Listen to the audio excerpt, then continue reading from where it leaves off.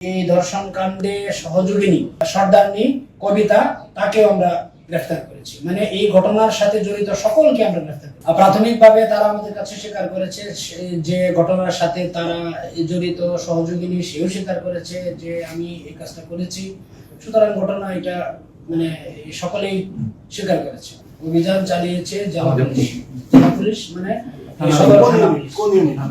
সদর থানা পুলিশ এবং মামলা আমরা পরবর্তীতে ঘটনাস্থলটা যেহেতু আলমডাঙ্গা থানাধীন, মামলাটা রুজু হয়েছে আলমডাঙ্গা থানায়, কিন্তু আসামি গ্রেফতার, প্রাথমিক যে তদন্তের কাজ এটি করেছে চুয়াডাঙ্গা সদর থানা পুলিশ। ভিকটিমের বলা তথ্য মতোই তো আমরা ভিকটিমের 22 ধারা মেডিকেল টেস্ট এগুলো হবে, হয় নাই, মামলা রুজু হয়েছে। আমরা এই কোর্টে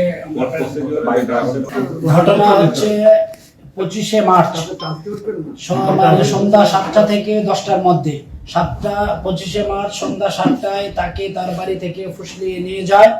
আর ধর্ষণের ঘটনা ঘটেছে 25শে মার্চ এই রাত 10টায় এবং মামলা রুজু হয়েছে আজকে এবং আমাদের কাছে অভিযোগ দিয়েছে গতকালকে রাত্রে, এবং তার অভিযোগ পাওয়া মাত্রই আমরা আমাদের তৎপরতায় সকল আসামি গ্রেফতার করেছি এবং এই মামলা রুজু করার এই বিষয়টা আমরা এই সম্পন্ন কোর্টে উপস্থাপন করব।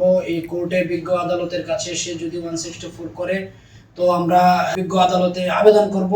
এখন জোরপূর্বক ভাবে এই 164 করাতে আমরা আসলে আমরা কাজ করি না। সেই স্বেচ্ছায় যদি দোষ স্বীকার করে আদালতের কাছে স্বীকারোক্তিমূলক জবানবন্দি দেয়, এটা তার ব্যক্তিগত বিষয়। আর অন্যান্য আইনগত যে সমস্ত বিষয় আছে সব কয়টা প্রক্রিয়া আমরা ধাপে ধাপে অনুসরণ করব।